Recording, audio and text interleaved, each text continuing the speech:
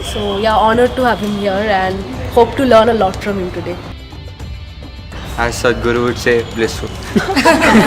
Thank you for having me here. Because I never went to university, so you're getting me an entry.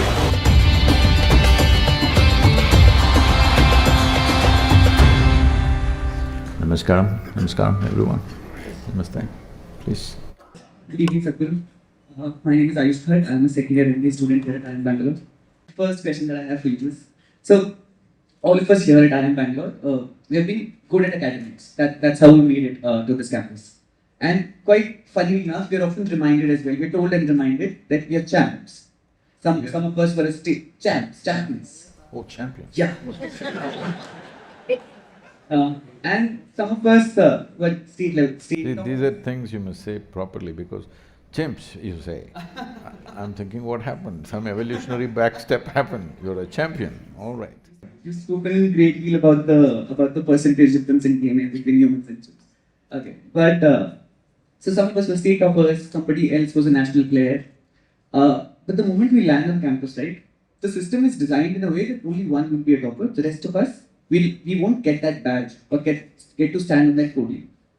A lot of us suffered our first academic setback on this campus. My question to you is, because the system is designed in such a way, how do we deal with that stress? Is this a common issue? Say, unfortunately, you didn't start this in this institution. From the day you went to your kindergarten school, people were always asking, are you first, second or third? Including your mother did not ask you, how are the other children doing? She asked you, are you first or not? So if you have to be first, every other child has to be below you. If others are doing worse than you, if that's the only pleasure you have in your life, it's a very bad way to live. Well, we managed to do a few things with little force because we're in a competitive mode. Competition means your whole thing is about doing little better than somebody else. It's a very poor way to live because each individual, each human being have their own unexplored genius within themselves. The tragedy of humanity right now is over 90% of the human beings will pass through their entire life, they'll go to their grave without ever touching the innate qualities of what they're competent of, what they're capable of, what they could be. Because everybody's put through the same system, it's an extruder. When you come out, all of you should look the same. See, if you put something through an extruder machine, you're not a technical guy, you're a literature man. So, if you put something through an extruder, all the products should look same. One should shine little better than the other, that's a different matter. But see, when you went to school, they called it a nursery, right? Early on. Like at least you have seen plant nurseries. That means life needs nurture, not extrusion. Because every life is unique and it's a possibility. Does somebody have the patience and the commitment to explore that possibility? Unfortunately, we don't. Neither the parents, nor the teachers, nor most adults in the world have the necessary commitment to nurture an individual person to their highest possibility. Everybody's in a hurry. So we best put them through some system and come out. In some way you're useful, in some job. So first of all, we must decide, where do we want to go? What is it that we want to do with our life? See, you're still young, probably this thought never came to you, but let me remind you, we were just talking about this when we were in that room. All of us are dying kind of life, are we? Hello? You're all dying kind or no? I'll bless you with a long life, but are you dying kind or are you immortal people? So what this means is, we have a limited amount of time. We can't control time. It's rolling for all of us. At the same pace, yes or no? Are we in talking terms or no? Is time rolling for all of us at the same pace? Yes. It's going away. As we sit here, we may think, oh, my clock is going like this. No, what's happening is my life is ticking away. It is, for every one of us. Maybe you have a little more time than me, but it's ticking away for all of us. So this limited amount of time, in some way, every human being, whatever their idea of life, they want to max it in some way. Some people want to eat maximum amount of food they can eat, some people want to have maximum pleasure they can have, some people want to earn maximum they can earn, some people want to know maximum things that they can know, whatever, but we want to max it, one way or the other. So to max it, somebody told you if you have education you can do it, so you're here. In a way, isn't it? If you get this kind of education, you can find maximum expression in the world. It's fine, I have nothing against it. But you should not forget why you're educating yourself. It's not like you shoot somewhere, wherever it hits. Can I tell you a story? Sure. This happened. Once Shankaran Pillai was in United States and he was there and things happening, and then his son, who was also in another part of United States, fell in love with an American girl, a white girl, and he married her. Shankaran Pillai said, this is it, finished. We are Indians, we must get an Indian girl. You married a white girl, I'm done with you. We're never going to see you again. So right there in the same country, but he never let him come to their home, nor did he go. But after 3 years, he heard that they have a baby. Then his wife is having FaceTime with a little baby and she's in ecstasy, the grandchild. So he put a rule, you cannot go and see their faces. That white baby I don't want to see. But one day, a child is growing up. One day he just peeped and saw what is like, oh, my grandchild, But you can't let this happen. But the child is growing up, child became 5 years of age. Then slowly, wife said, to hell with you. You coming or not coming, I'm going. They're in Minnesota, I'm going right there. So he tried to stop her, but he also wants to go. Then both of them traveled. So they were living on a large farm, the son and his wife and the little boy, who's about 6 years of age now. Then he saw the son, everything changed. Maybe that evil white woman, it doesn't matter, but this is my DNA, This is how it works in India, please know. So he fell in love with the grandson only, son and daughter-in-law, grandson, total. So he was walking around with this little lively thing all around him and he is completely blown away. Then this little boy said, Grandpa, you want to see me? I can shoot an arrow really well. Come, I'll show you. So you took him into the barn. There he saw targets drawn in different places. Everywhere, the arrow is straight in the bullseye. Shankaran Pillai looked at this, what, you did this? He said, yes, Grandpa. From 50 meters, right in the dead bullseye, bullseye. Then immediately he started thinking, this is our DNA. We produced Arjunas, Ekalavyas, the whole legacy what we have. Here it is finding expression in Minnesota. Then he looked at him with tears in his eyes. How do you do this? Grandpa, I first shoot and then write the target around it. don't do this with your life. So, what is it that we want to do as a life? As a life, you want to become a full-fledged life. How is the question, isn't it? Do it whichever the way you want, but somehow you should become a full-blown life. What is a full-blown life? See, with every other piece of life, if you take a grasshopper or a frog or a tiger or a tree, we know what is a full-fledged mango tree, we know what is a full-fledged tiger, we know what is a full-fledged grasshopper, but we don't know what is a full-fledged human being. Hello? We don't know what is a full-fledged human being.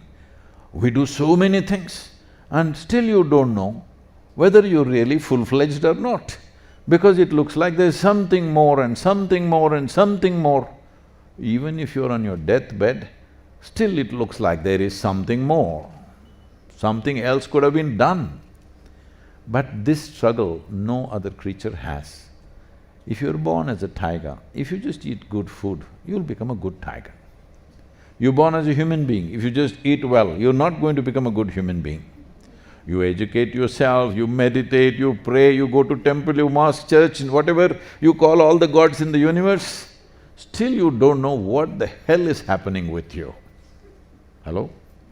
Just about when you're thinking you're doing well, like you, young children grew up, they became teenagers and they told the parents, you are no good. They've not told you yet, all the adults I'm asking, they've told you. So, what is a full-fledged human being? Once you come as human, you must explore that, isn't it? You can't shoot somewhere, wherever it sticks, write a target and say, I did it. This is okay for a child. You cross that, I'm saying.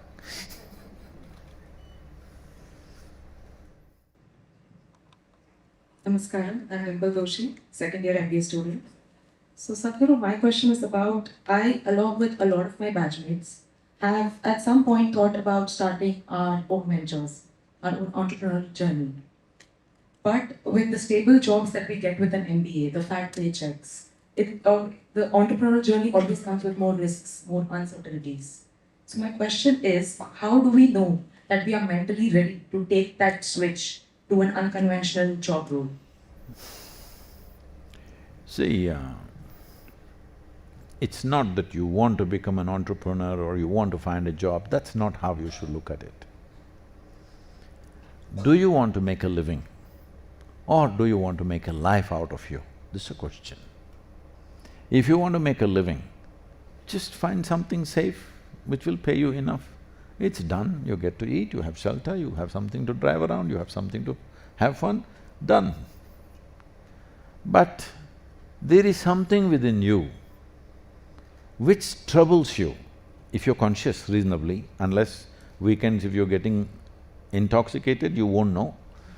Otherwise, something troubles you when you're not doing what you can do. If you do not do what you cannot do, no problem. If you do not do what you can do, it's a disastrous life. So that disaster will always bother you. You willing to live with that bother or you want to address that? Should we address it? Why can't we just be happy with what we have? It's your choice. Happiness is not even the question, because whether you're happy and or unhappy has got nothing to do with what's around you. People are committing suicide in palaces. Hello? Yes or no? Last year, in 2021, 108,000 people committed suicide in United States. I hate to say this, but it's a fact, because if they open up the visas for that country, for everybody in India, I think 50% of the people, even if they have to swim and go, they will swim and go. You know, you heard of all these donkey flights and stuff, they're landing up somewhere in Venezuela and walking all the way up to climb the wall and get inside. Because whatever they're thinking they must have through their life, they could have right away, that's the idea. But in that place, over a lakh of people commit suicide per year. Most affluent nations are seeing the rise of suicides and mental illnesses. So somewhere your idea of a heaven is not working, all right? Because human experience is caused from within you. Joy or misery, both comes from within you. Now, what comes from within you, if you try to extract it from outside, we're turning the world upside down. For what? In search of human happiness and well-being. See, don't think some evil people are destroying the planet. No, no, no. It's good people in search of their well-being. We're turning it upside down. Now we see this planet is not enough, so we want to go to other planets and turn them upside down also. All this, if you want to turn it upside down, it's your choice. I'm not against that. But you're doing it in search of your well-being, which will never happen that way. I'm concerned about the inefficiency, not the morality of it. There was a potato farmer. You know what's a potato farmer? So one day he suddenly got a desire to eat mangoes. He went in search of a mango tree, he found a good mango tree, and then out of sheer habit, he started digging, wanting to find mangoes. He dug and he found nothing, he became furious, so he dug furiously. After some time, the tree came down upon him. This is the human story on the planet.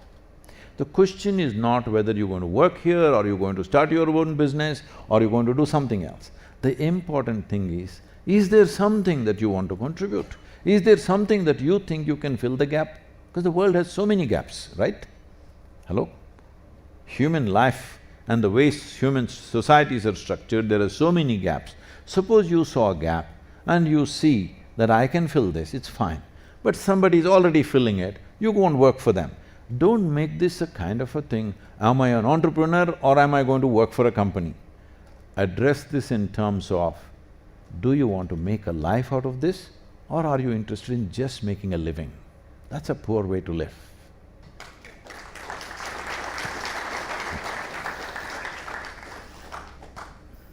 Namaskar, Sadhguru. My name is Manisha and I'm a PhD student at IIM Bangalore.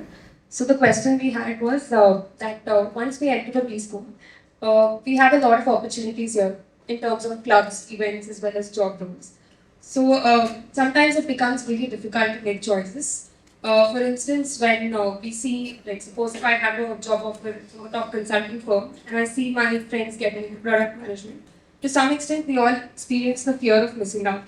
So the question I had was that how do we make the right choices in life so that we don't end up in this perennial state of fear of missing out? FOMO. I learned this word 6 years ago when I came here. Clearly things haven't changed, Sadhguru.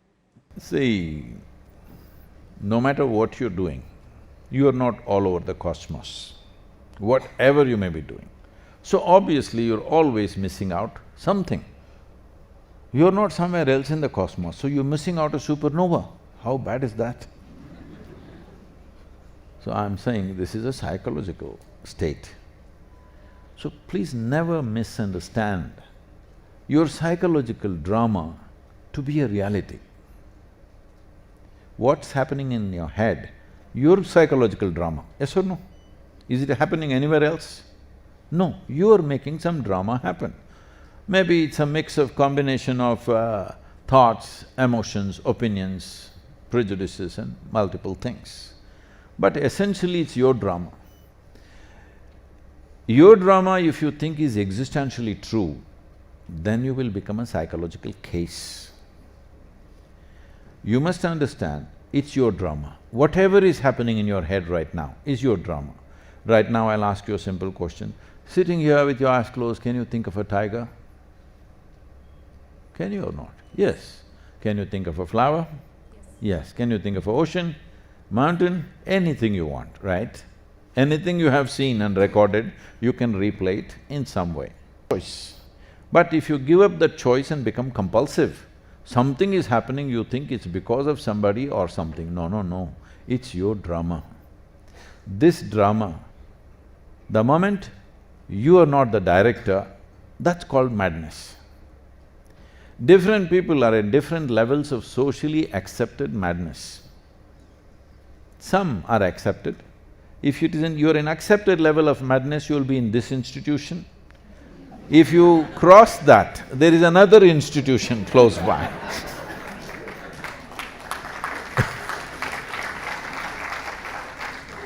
So when I say accepted level of madness, suppose your two fingers, you have two fingers? Yeah.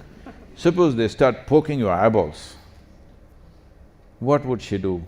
If she is concerned about you, she will hold your hand, why are you doing this? If it doesn't work, she'll call two more people and say, tie her up, because otherwise she'll pluck her eyeballs. That also doesn't work, what do? We take you to your doctor. Maybe they sedate you, doesn't work. Maybe we'll have to amputate you. This is the progression of life which is anyway happening to people. So right now, you are poking yourself with your own thoughts and you think it's got something to do with this institution and its options that they've offered to you. No, you are just poking yourself. Why are you poking yourself?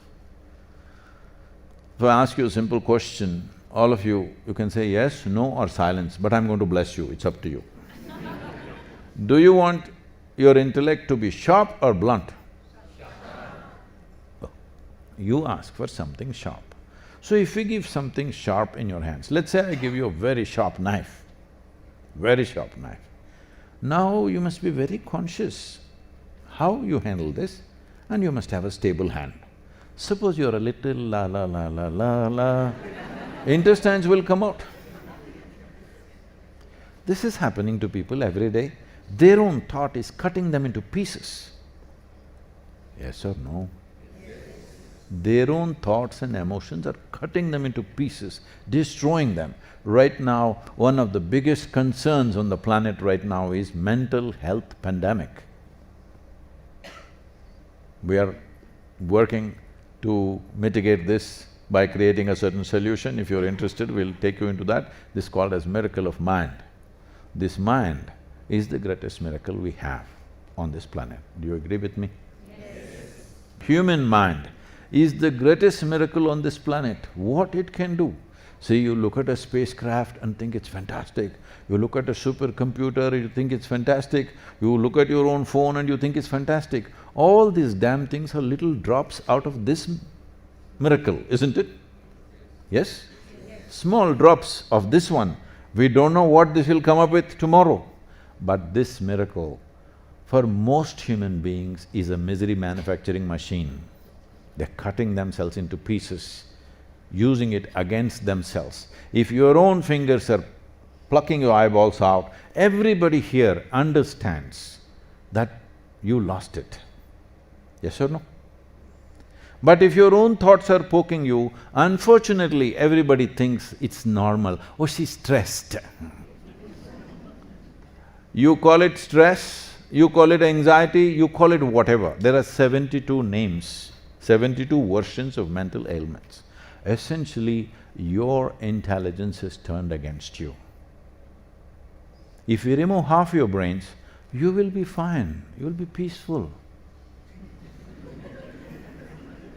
The problem is your brain. You come from Hyderabad, you remember about 5 years ago, I think, one television anchor from Hyderabad city, who was a reasonably popular anchor, she jumped off the 5th floor window of her apartment and killed herself. And she left a note, nobody is responsible for my death, my brain is my enemy. To get your brain to this place, it took millions of years of research and development, which we are just dismissing with one word called evolution. But it's millions of years of trial and error, research and development that today your brain is in this level of competence and now your brain is your enemy. Who else is causing misery to you? Where is the manufacturing unit for all human misery? Bangalore? Oh, I mean Bengaluru. It's in your head, isn't it? So it doesn't matter what kind of miracle is given to you, you have learnt how to make a misery out of it. So essentially the problem is, in your education system, right from your kindergarten, nor in your social structure, unfortunately these days, nobody has told you how to hold this. Everybody is telling you how to conquer the damn world. Nobody is telling you how to hold this. The quality of your life depends on how you sit here right now. Not in terms of what you wear, what you have, what you parked in your bank, no. How joyful are you right now? This is the quality of your life. Some things we do, some things we don't do in this life. If you try to do everything, you will become mad, 100%. FOMO is madness. This is because you're building things in your mind and believing it is true. See, if you build castles in the air and start believing it's true, we call this neurosis. If you start living in that castle, we call it psychosis. And the third person comes and collects rent for that castle, he's a psychiatrist.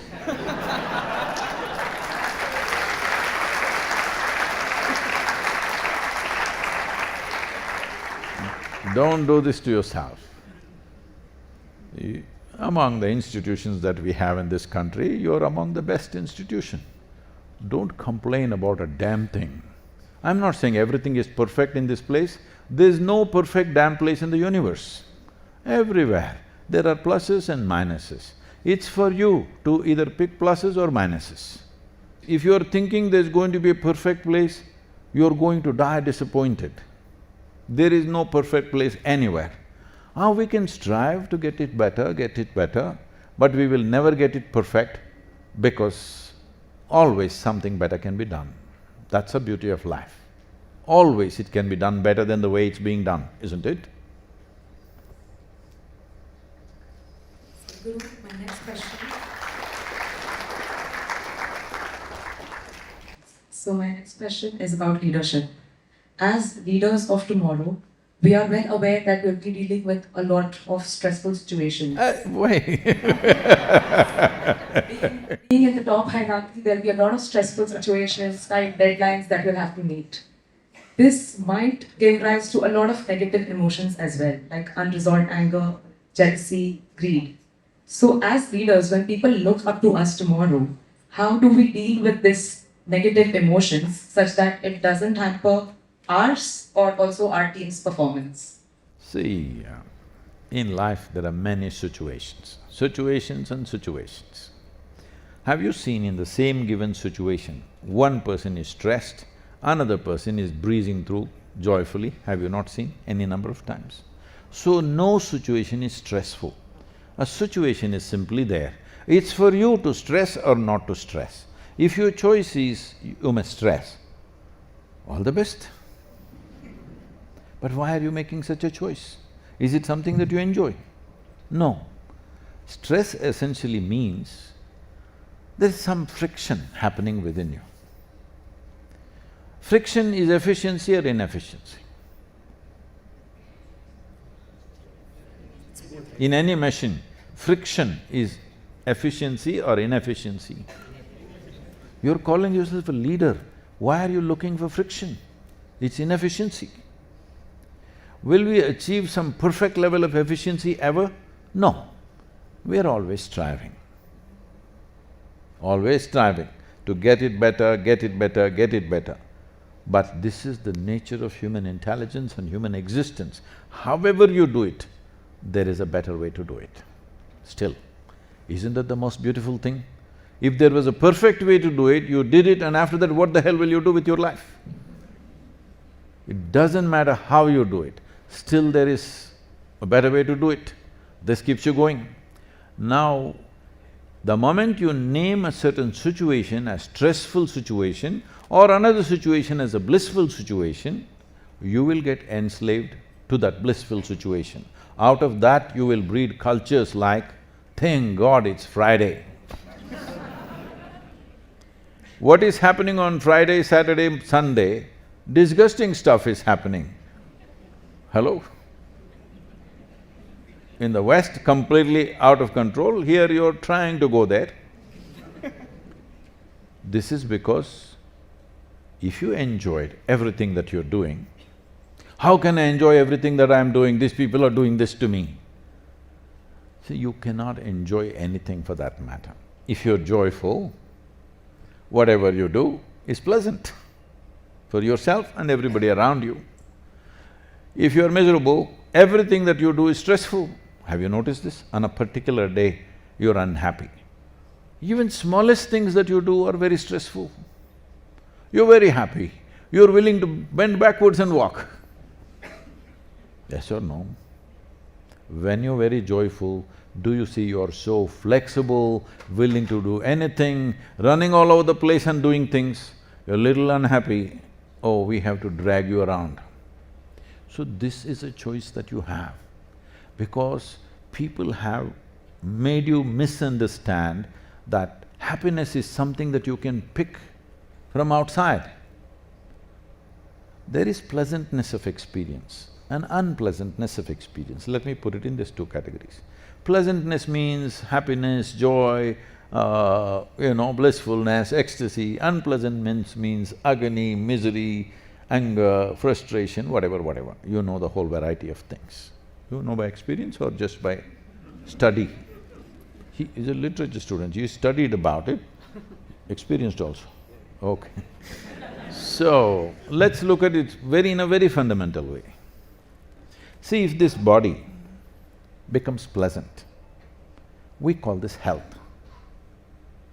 Do you want it? Yes. Okay, 4 people want it, others I'm going to bless them. This is a problem with you. The most important things that you need to make this life wonderful, you don't open your mouth and say yes. All kinds of things you will say. I'm asking you once again, health, you want it? Yes. Please say one big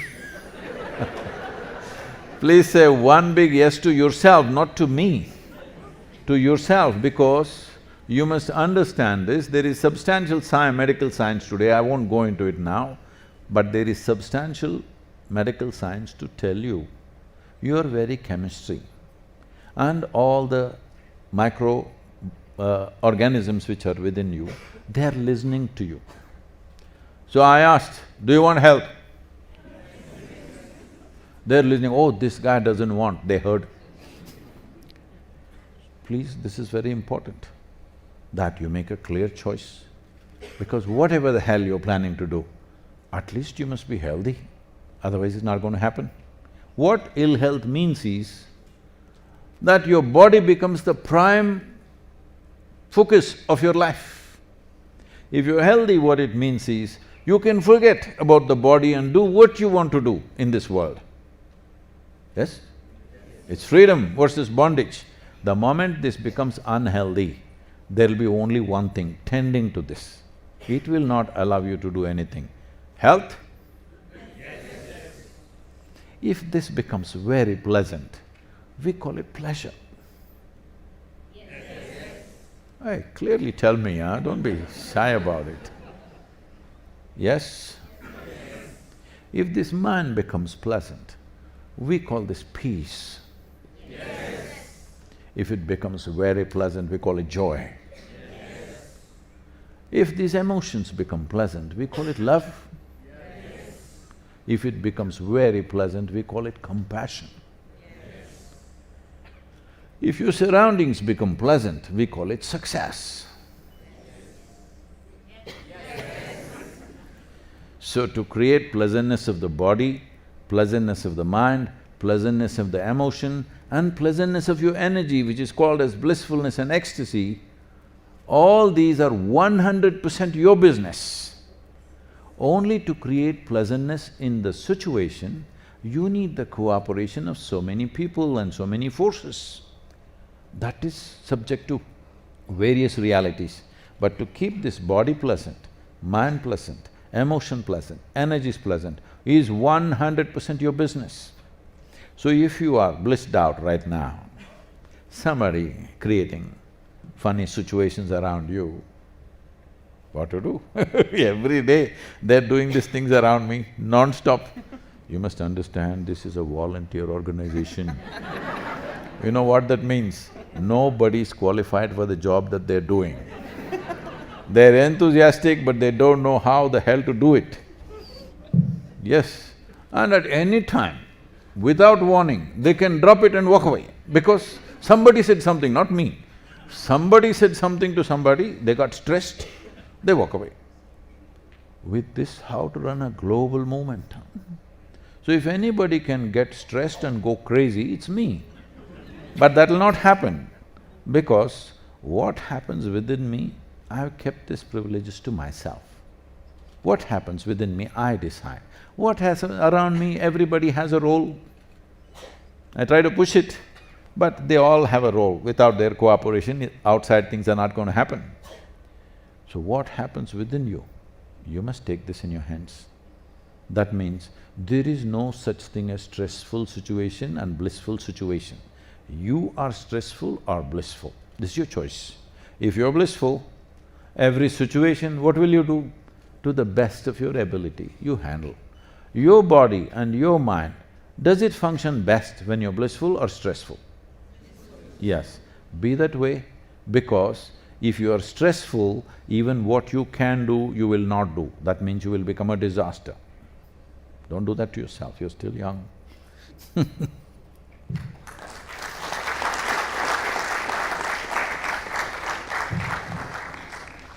So, I want to talk to you about the idea of detachment.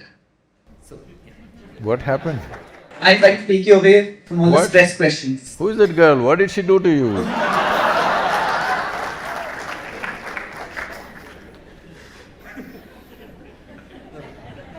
Hey, he's a nice boy, be nice to him, huh? Yeah, another kind of detachment. Alright, so 50, 60 years back, especially in India, right? Most of us, people would spend their lives in one village or one town. They would move, let's say, 20, 30 kilometers at max. But now, it's almost an expectation of us. We don't settle down in our jobs, we don't settle down in our relationships. And there's a, like I said, constant expectation to move around. Here also, so in a month's time, we'll get our degrees and the next day we'll be asked to move out of the campus. And yeah, but we can't say that we don't get attached to all of this, right? I mean, if I speak about myself, after 8 years being out of my home, the hostel room that I have here is where I feel at home, right? So You like the can't- pillow? I'm sorry? You like the pillow? But yeah, I'm just trying to get to the idea of you do get attached to all these things and then it causes pain. So how do we stay detached to all these things? Wow. See, the reason why you call it attachment, the better word for this is entanglement. You got entangled with your sweet pillow. Pillow only, not pillar.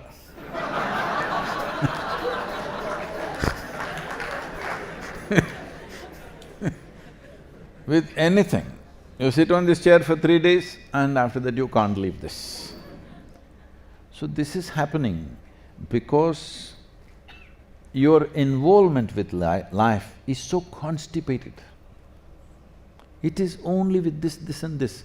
You only involve yourself with what you think is mine. I'm going to ask you a simple question. Is this body yours? I think it is, yeah. Tell me it's yours or not, otherwise we're going to act. Sorry? Tell me it's yours or not, otherwise we're going to act. This is mine. It's yours. How did you get this body? From where? Nothing that I did.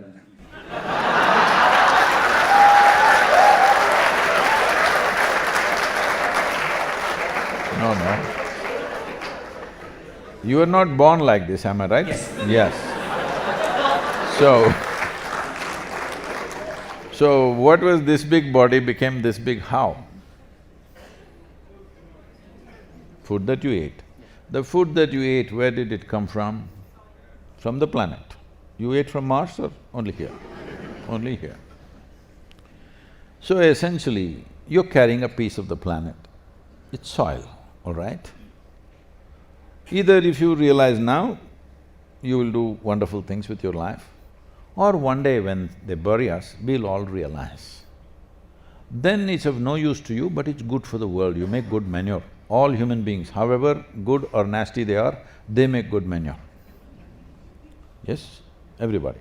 So without exception, we will be good to the world when we are dead. But the important thing is now how this life happens. So it is true that this body you gathered from the soil. So, is the planet also yours, I'm asking? I'm a part of it, yes. No, is it yours, I'm asking? Yes. It's yours. Yes. The solar system is yours. So, there's only one correct answer, and I assume. Huh? There's only one correct answer here, I assume. What is that? I'm saying there's only one correct answer here, I assume. What is that? I think I should say no. You can say whatever. See, this is not some kind of an argument, we're just exploring something. Because never see a question in your life, do one thing. A question is a very precious thing, don't waste it. Question is a tool to dig a little deeper. Question is not about proving that you're smarter than somebody. If you don't use the question to dig deeper, you will never go deep enough in your life. Every question that you ask, see if it is going to take you to a little more profound understanding of what's happening around you. Right now, is it true you're carrying a piece of the planet and you're calling it mine? Yes. Yes. How many places from where it came you do not know? As you're breathing, from how many places this air is coming you do not know. So I'm asking, is this planet yours? Yes. It's yours. This planet cannot exist in isolation, it has to have a system which we call a solar system. Is that yours, I'm asking? Yes. Yes. So, your involvement, unfortunately, is very prejudiced. What you think is yours, only with that we are involved, rest you're uninvolved. See, if you see your friend, he. If you see somebody else, because of this you suffer, and you must. Because of very constipated involvement with life, you get entangled. With everything that you touch, you'll get entangled. If your involvement was indiscriminate, because you breathe, whatever comes from anywhere you're breathing, right? Your body has no discrimination. Here, there is a man or a woman sitting here who is your enemy. What they exhale, you inhale, your body has no problem. But if you look at them, then your mind will resist, it doesn't want to breathe. So this prejudice is what you're suffering.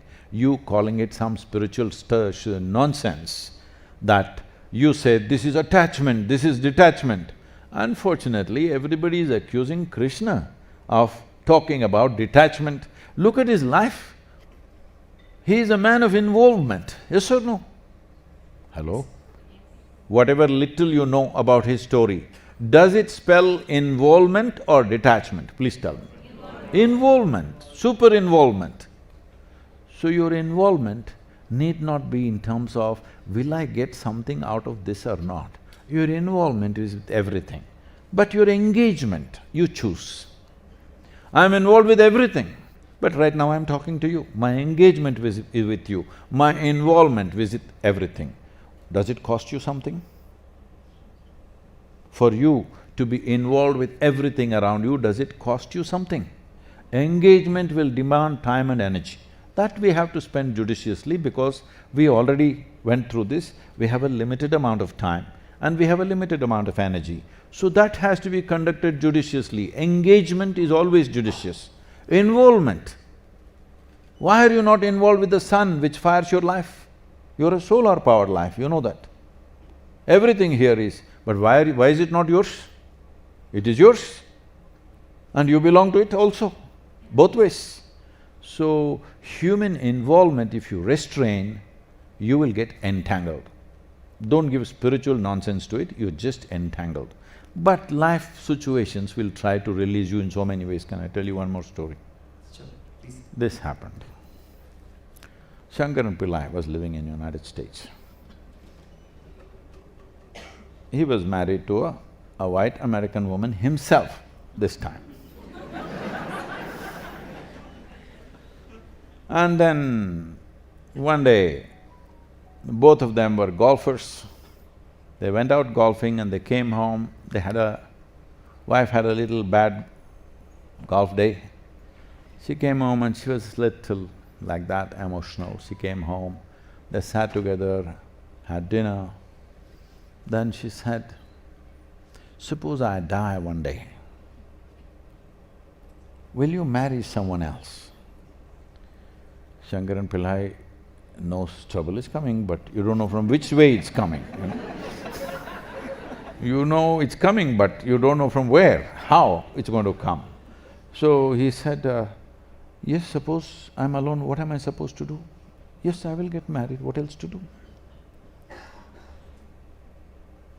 Oh, both of you will live in this house? What else? This is our house, where else will I live? I will live here. Both of you will sleep in the same bedroom. Where else? Can we sleep in the bathroom? We will have to sleep in the bedroom, what else can we do? Then she said, will you let her use my golf clubs? He said, no, she's left-handed.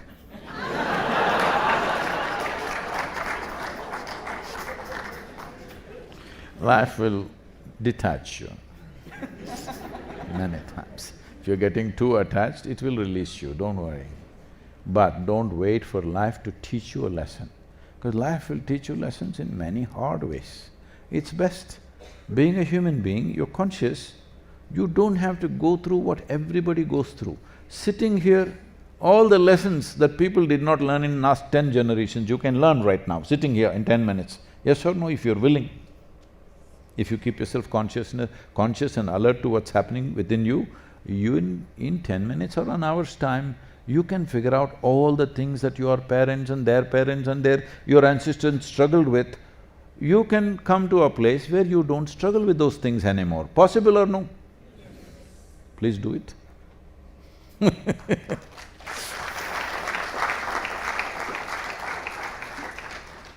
We are back to these two questions. So, What question? MBA questions. So, Sadhguru, we often find ourselves prioritizing our work and ourselves over people who truly care for us sometimes. Some of us don't find the time to reply to our friends who are outside campus or attend some family events. So, this often comes with a lot of guilt. So, do you think it's justifiable to lead life like this? Your friends and family, I think they'll be only happy if you do well with whatever the hell you're doing. If you are sitting here and continuously messaging them and flunked your examination, I don't think your parents will be happy, and then you tell them I flunked because I was messaging you all the time. That'll be insult to injury. Don't do that. You're here for a certain purpose, fulfill that. Social nonsense we do to the extent it allows, anywhere. Huh? Because I don't want to bring my own example, I'm terrible with social stuff because I made friends in millions. More than friends, they were like family or much more. So everybody thinks I'm not doing well enough for them, just everybody. Nobody is happy with me because I'm not able to spend the time that I'm supposed to spend with them. I would like to spend with them. But if I start doing that, what I do will shrink. Tell me what should we do? No, it's important, you do your best. It's not about how much time you spend with your family and friends. One moment of a deep sense of involvement is good enough. Next 2 years if you don't see them, 5 years if you don't see them, it's still okay because people cherish that, not continuous stupid messages that are going.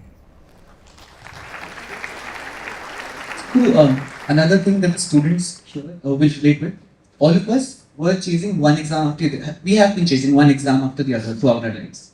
In fact, some of us took the entrance exam to IIM or to the IIM SCAT multiple times to… You passed that one? Oh, right.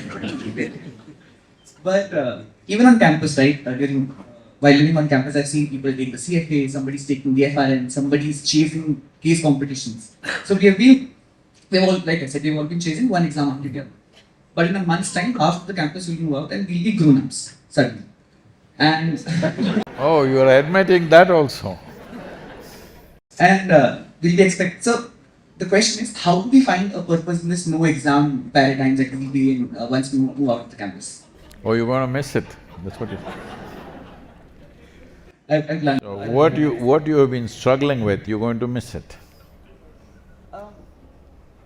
No, I won't miss it, but then the idea is, too many of us are used to this paradigm, right? Chasing one exam after the other, one thing after something, one after the other. Right? Once we move out, we won't have anything to look forward to except for our jobs, right? We do have our jobs, and it does give us a sense of purpose. But if we are really looking to, let's say, accomplish something larger in life, how do we do that once we move out of campus? See, when examination is approaching, you're not bursting with joy to find expression to all the knowledge you have. Yes. No. Yeah. But if there is no exam, you're going to miss it.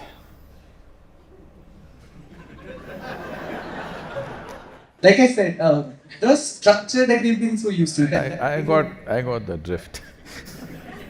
But I won't miss it, yeah, I won't miss it. You're inspiring me to tell you more and more stories. The girls are not asking for stories. This happened. One day Shankaran Pillai had a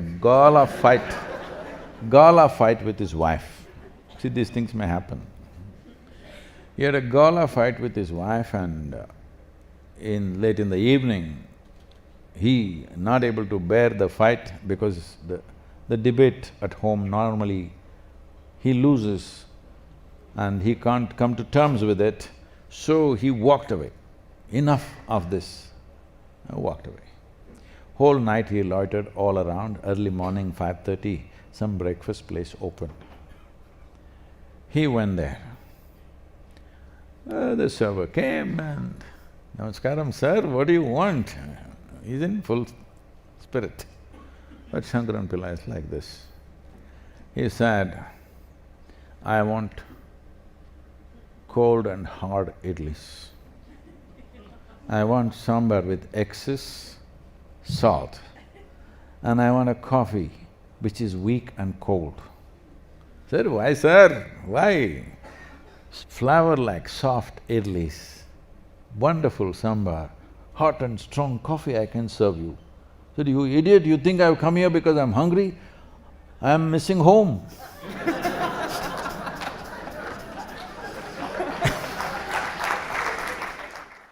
We'll move the audience for questions.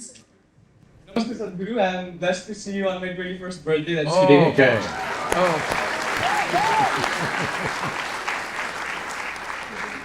I'd like to ask you if cinema could be a medium for spiritual exploration. See, cinema, as it goes, is one of the most powerful mediums even today, most impactful. Why is it television not as impactful as cinema? Because in cinema, the biggest advantage is the lights are off. You do one thing, turn on the lights and watch the cinema, the best movie, no impact. The lights are off, suddenly it's a big deal. It becomes more real than real life.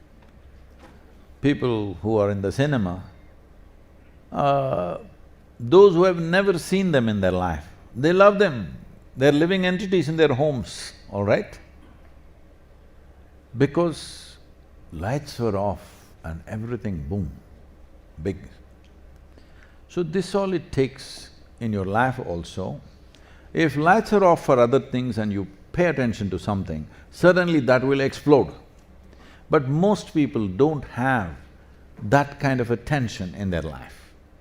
Especially today, people are carrying attention deficiency as a kind of a badge on their shoulders. So you must understand this, nothing in this universe yields to you unless you pay enough attention, keen enough, strong enough attention, nothing yields to you. You will remain on the surface of life if your attention is not very keen. So how to bring attention? There are many methods, let's not go into it, but cinema does this to people because lights are off, there is no choice, boom, it's all there.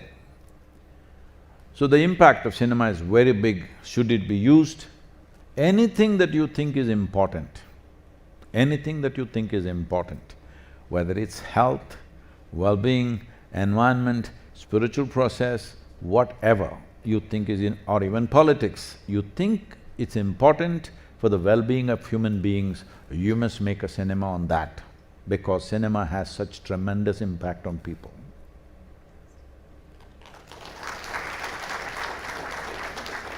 Sadhguru.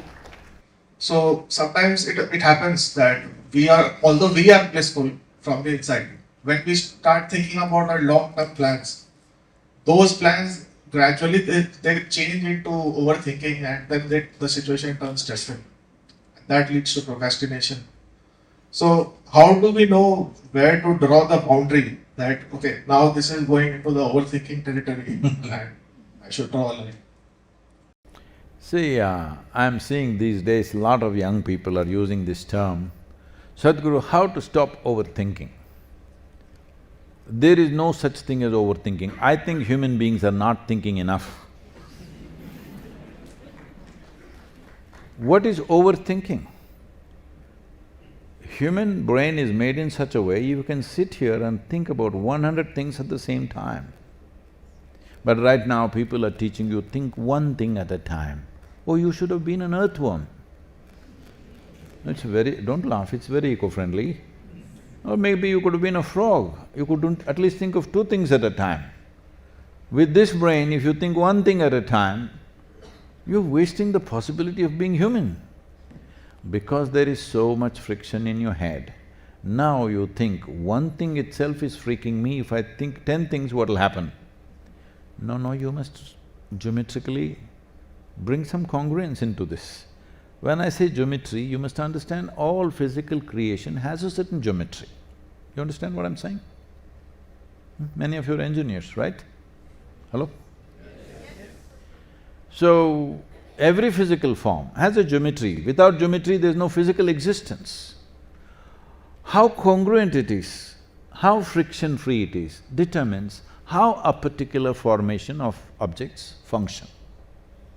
That goes for this. There is a physical geometry to this, there is a chemical geometry to this, there's an energetic geometry to this, there are various aspects of geometry. And our geometry is not individual. Our geometry is a consequence of the planetary system itself. Planetary system has worked as a potter's wheel to make this happen the way it is. If the planetary system worked some other way, we wouldn't be in this form, we would be in some other form, all right? So who we are right now is incongruence, but in how much congruence is the question. So when you start thinking about future or planning for future, lot of people are telling you, don't think about tomorrow, don't think about yesterday, just be in the moment. All read this stuff these days? I'm asking you, please be somewhere else and show me, please. Hello? Can you be somewhere else? Anyway, you're in the moment. What kind of dumb teaching is that? Can you be somewhere else, you? Yes. You can be. All I mean is, physically I'll be here and I'll be English. No. I got you. You're here, but you're thinking, let's say, of Mumbai. What's wrong thinking about Mumbai? What's wrong planning to go to Mumbai? What's wrong planning to go to moon? Oh, I'm here, so I should not think about anything. What kind of dumb stuff is that? So unfortunately, this is passing off as spirituality. Generally, most people's understanding of spirituality is, it is a disability. If you say, I'm spiritual, first thing they'll ask you is, what are all the things you will not do? No, if you're spiritual, you can do any damn thing without getting entangled in anything.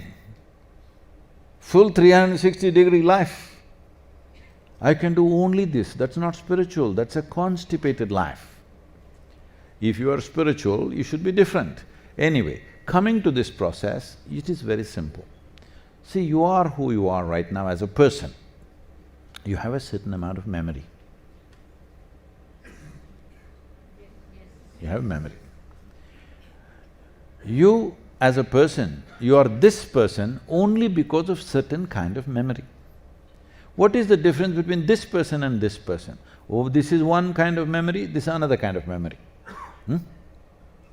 If both these people had exactly same memory, they would be the same chat GTP. Different kind of memory is what is making you different in experiences, different in opinions, different in everything. So there is a memory. Using this memory, we will run a certain imagination. Because we have a vivid sense of memory as human beings, our life feels rich. We remember every tiny little thing. Somebody smiled at us, somebody did some little act of love or kindness to us, little things, everything we remember. Because of this, if you didn't have this memory, you had just a vague sense of something, your life wouldn't be rich. So your life is rich essentially because of memory. But a whole lot of people suffer this memory immensely. You ask people, what are they suffering? What happened 10 years ago, they're still suffering. What may happen day after tomorrow, they're already suffering. Because they don't understand, they're suffering their memory and imagination. They think they are suffering life. They're not suffering life, they're suffering their own memory and imagination. These two faculties of vivid sense of memory and fantastic sense of imagination is what sets a human being apart from every other creature on the planet. None of them have this kind of cerebral capability that they can remember all these things and make something else out of it. See, the boy wants to make a cinema. What is that? Using your memory, you want to create a whole new world. Whatever you want to create, you're using your memory and seeing how to blow it up into something new, something bigger, something better than what is here right now. Now the problem is, you have no discipline.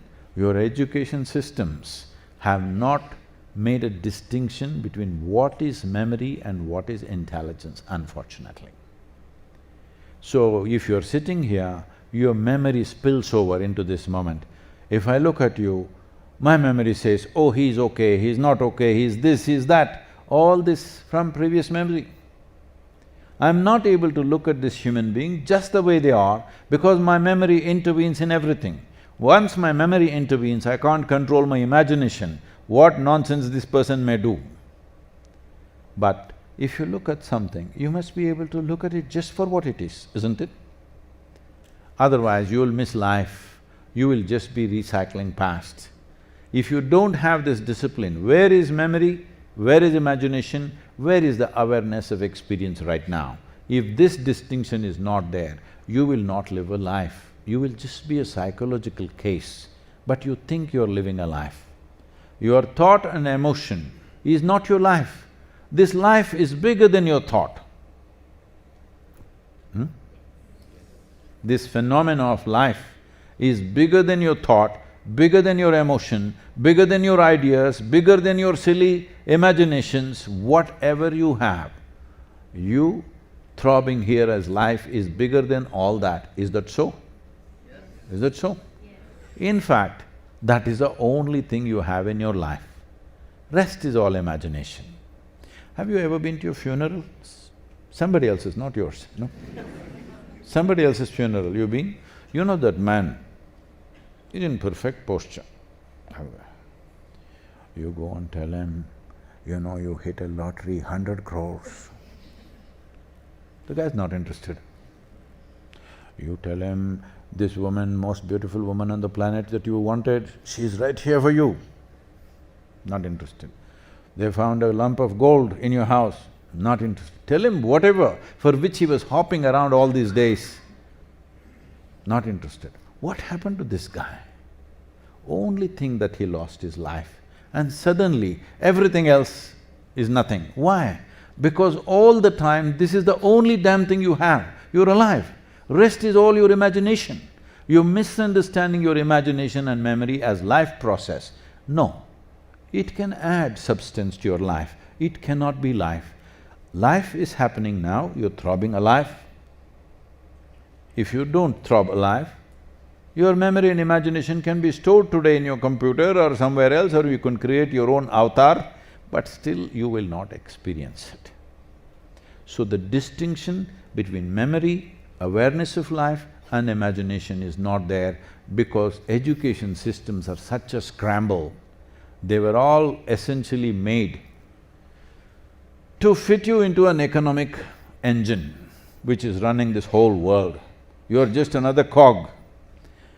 If you don't function as the little cog that you're supposed to function, somebody will crush you or something will crush you.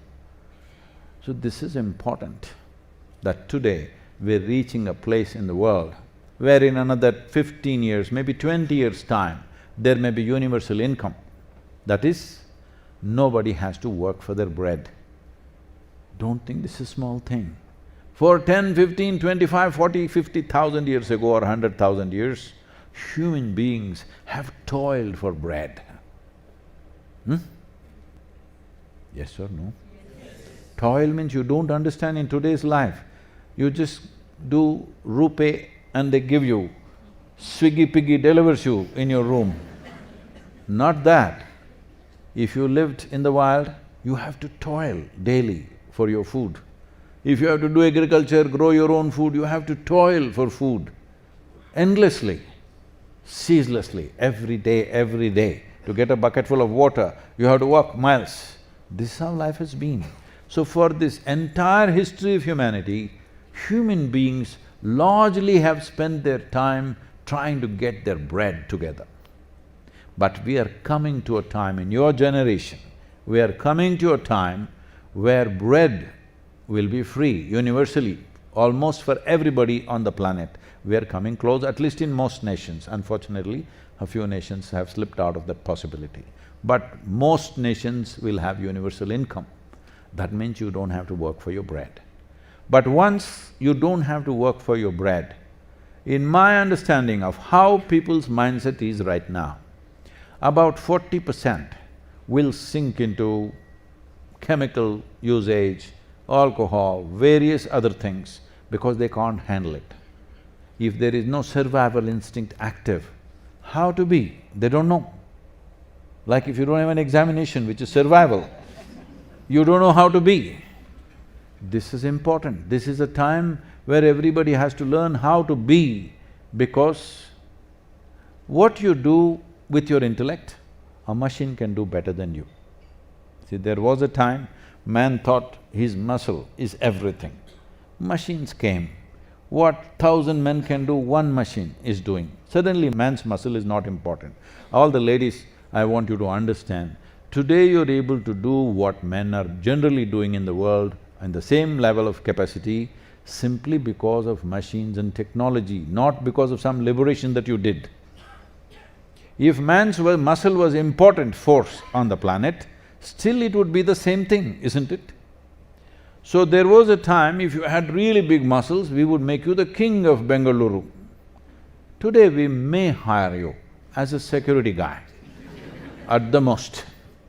That also may not happen just because of your muscle. There also we ask, how much brain do you have? So, man's muscle became irrelevant in the last century because of technology and machines that we built. Now, all the intellectual coolies are worrying, what will happen to us if these machines store all the data and do all the process that we are doing and acting funny in the world. When I say acting funny, if you read 3 books, you can become a school teacher. If you read 10 books, you can become… I'm sorry if I'm…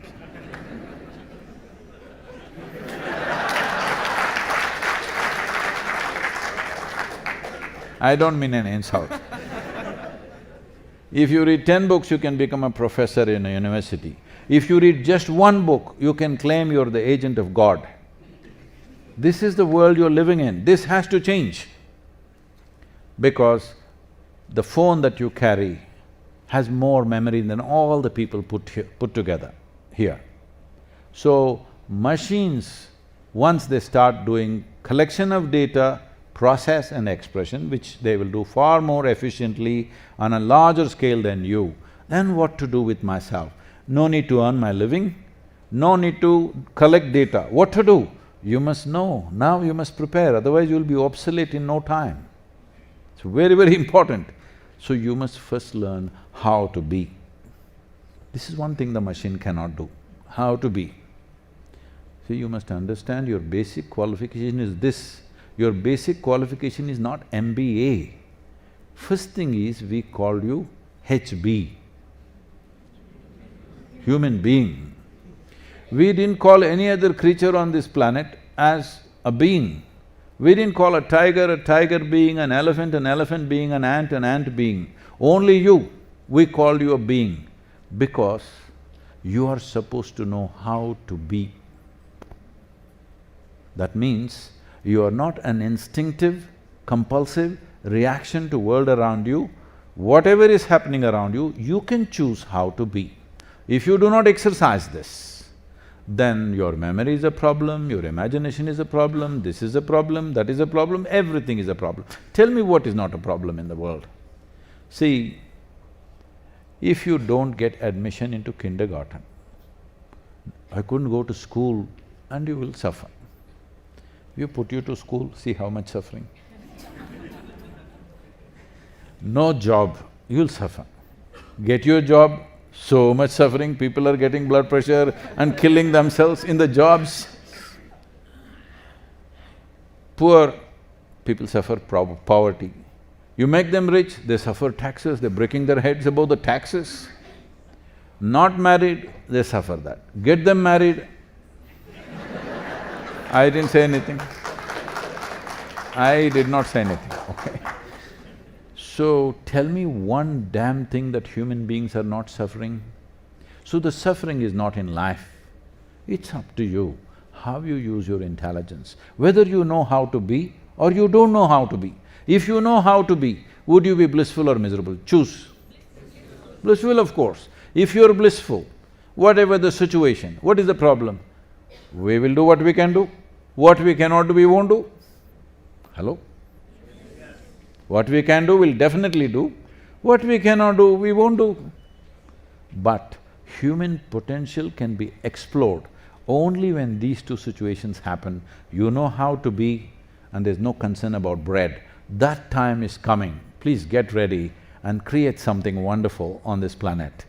Don't become one of those slobs who'll sink into this and that nonsense. They're expecting, some of the scientists, responsible scientists in the world, I've been talking to a whole lot of neuroscientists, psychiatrists and others, they're all expecting somewhere between 2045 to 2055, 20% of the world's population could commit suicide.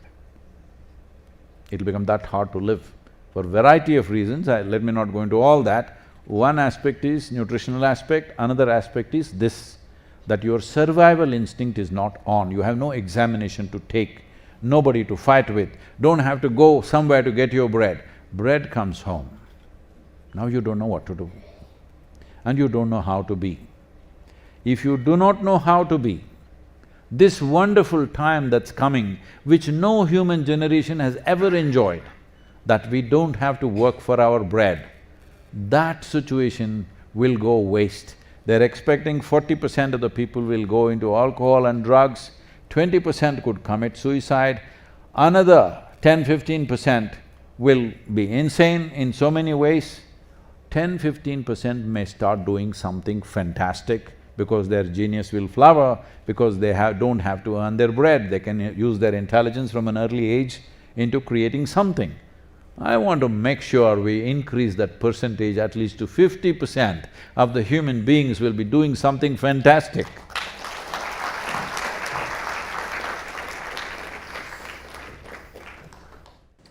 I think we'll take one or two last questions.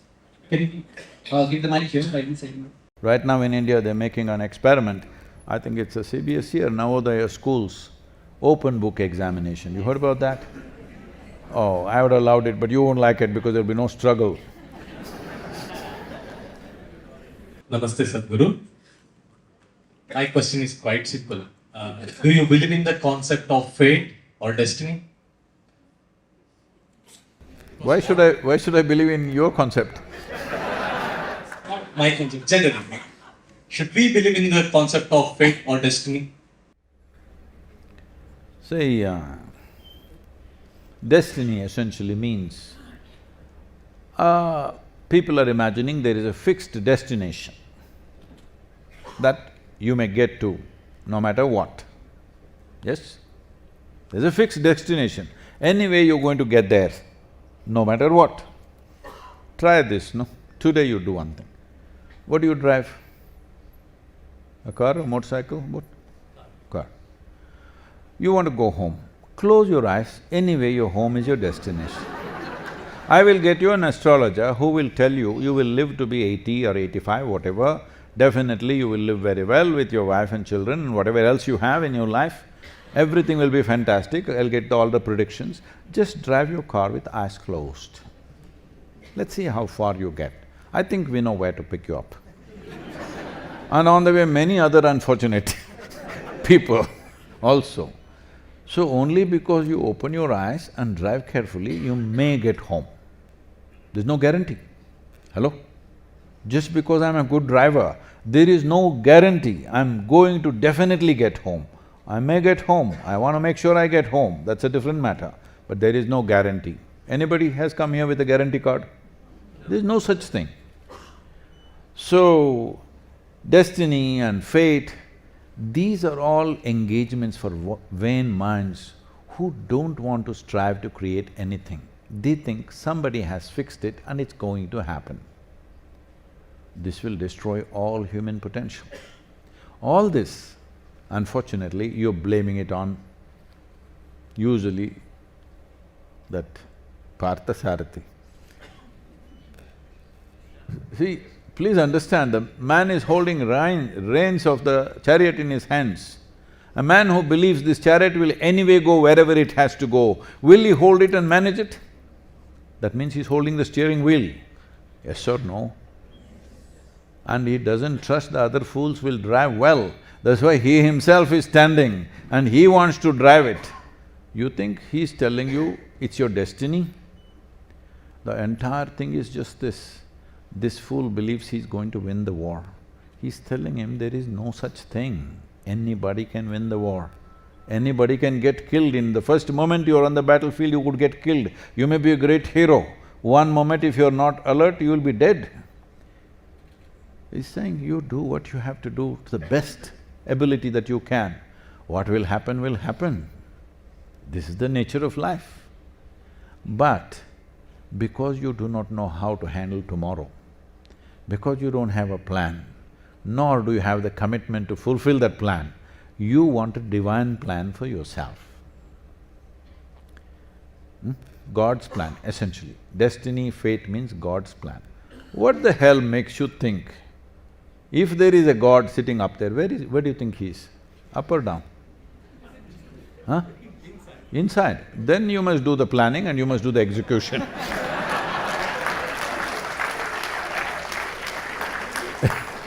If he's inside, no problem. There's a God inside of you? So let me settle this. Because in this body, for any of you, in this body, is there only one person or two or three or whatever? Anybody more than one? If you have more than one, you're either schizophrenic or you're possessed. You either need a psychiatrist or a exorcist. Both need to be handled. This is a being. We call this an individual. You know why? Because it's not further divisible. The moment you think this is two, your sickness has begun. You see, this is just one being. And now, if this is joyful, it's me. If it's miserable, it's me. If I get there, it's me. If I don't get there, it's me. This way you're empowered. If you think if I get there, I did it, otherwise it's my fate. Well, you have found a philosophy to sit on your backside comfortably and eat, but you have not found a way to trigger this life to the maximum possibility that it can be. You don't wish to do all those things, it's fine, but at least what you want must happen, isn't it? You give that up because you think it's not your destiny or this is your fate. This is just an explanation.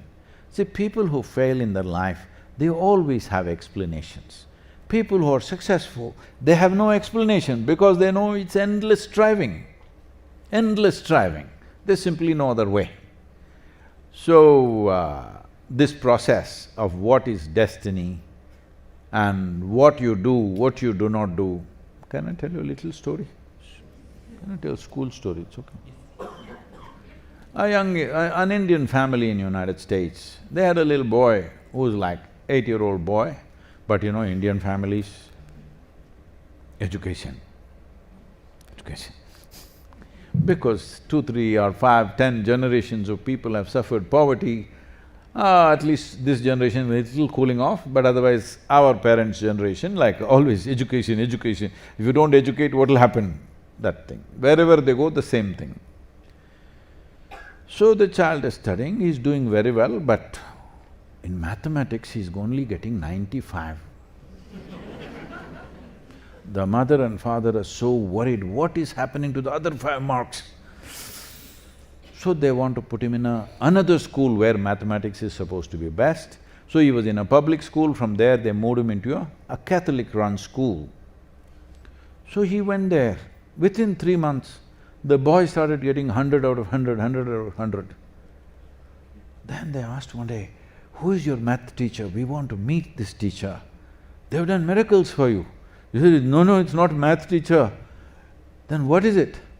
It's just that when I go to the school, I see a man is nailed to a plus mark. I don't want to get there, so I'm doing my best.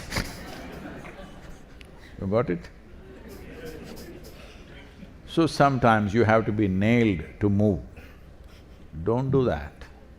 Nobody should whip you, no situation should whip you for you to be in full force. You must be in full force. This you will only do if you are joyful and exuberant by your own nature.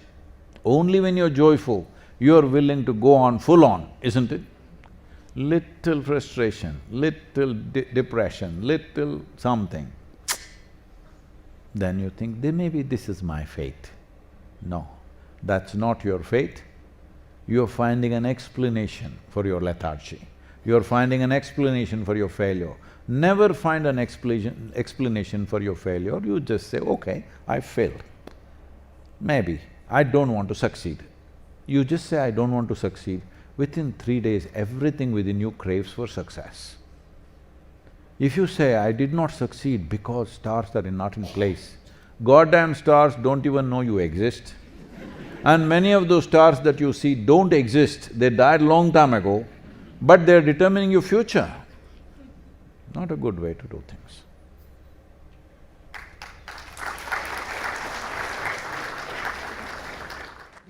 So I am from PGPEM, and this is a program which gives us an MBA for working professionals. So we have to work as well as we study, and both are inevitable. So I find it a bit challenging to switch between topics. Like we have to finish our work and then we have to study also in a day. So what do you suggest, or what is the solution to this? It's very challenging to switch. The mental switching is challenging. See, instead of thinking in terms of study, why don't you think in terms of learning? You're here to learn. You're not here to study, you're not here to pass examinations, you're here to learn. Hello? This is an institute of learning, isn't it? So you need to change that context, you're here to learn. Can you do your work well if you're not constantly learning, I'm asking? Whatever you're doing, whatever it is you're doing, you're just repairing a bicycle, can you do it well if you're not constantly learning? Is it a simple thing or complex thing? You must be endlessly learning, that's when you do those things well, isn't it? If being in this institute is about learning, learning will support working. But now studying, this is labor. To do that labor and also work, which is another labor, no, you should not work in this life. Don't work. Do what you want to do, hello? Do what really matters to you. When you're doing what matters to you, nothing is burdensome. If you're given 48 hours a day, you want it. Right now, there's an argument in the country, should we work 36 hours a week? And One of the very successful Bangaloreans said, 70 hours a week, everybody's protesting. I said, why only 70 hours? If you're doing something that you really love to do, why will you want to do it only 70 hours?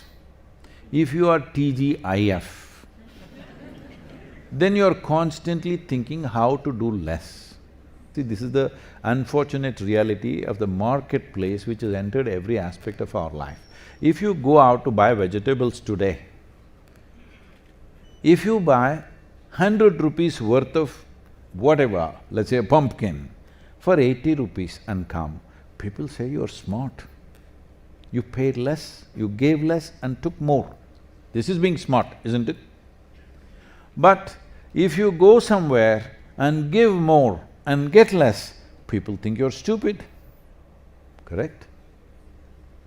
But you must understand the dynamic of life. In this life, your life will become truly rich when you're willing to throw yourself into anything that you're doing and you don't care what comes out of it, you're not even focused on that. You're just devoted to what you're doing. What comes will come depending on the quality of what we do. But you're not concerned about that. You're concerned that life is giving you an opportunity to do what you want to do. That's important. What you get, what will you do with it? You want to carry it on your head? This nonsense is only socially relevant. It's not relevant. See, right now, what is my bank balance? I have $1 million. Where is it? It's only in your imagination. If I just take your memory out, I don't have to steal your $1 million. If I take your memory out, your $1 million are gone. Whole lot of people who kept their money in Swiss banks, this happened to them. They were writing their numbers in their underwears, but when the underwear is lost we know people like that. They were writing numbers in their underwear because that's the only place where nobody will see. But one day that got lost. Now all the money is lost simply because you don't remember the number. I'm saying whatever you think you have is not the point. The only thing that you have is in your life is just this. Please look at this very carefully. How profound is your experience of life? How impactful is your activity? This is all you have, rest is all imagination. So in every moment of your life, whatever you're doing, how to make this a profound experience? See, any simple thing, you don't have to do something very complex. Like a little boy, yesterday I was at the cricket game, the ladies' game that was, the IPL is happening, the women's IPL. So I was invited, so I went there, I was just looking at this and I was just talking, these girls, what is the minimum age for them to enter this? They said, no, they must be 18, whatever. But Sachin Tendulkar was playing test match at 16. Oh, those days are gone, now there are this. I said, why are they gone? See, this little boy, I've sat with him and spoken to him. What did he do? This little boy just wants to hit the ball, hit the ball, hit the ball. He's not thinking of the money, he's not thinking of the fame, he's not thinking how to become a Bharat Ratna, all right?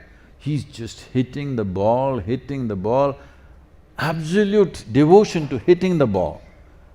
I don't want to go into many stories, there's spectacular stories about him, how he did a few things. But he hit the ball so well in the end that we made him Bharat Ratna. Just for hitting a stupid ball? Yes, it doesn't matter how simple the activity, if you do it in an extraordinary way, you will be the jewel of this nation, all right?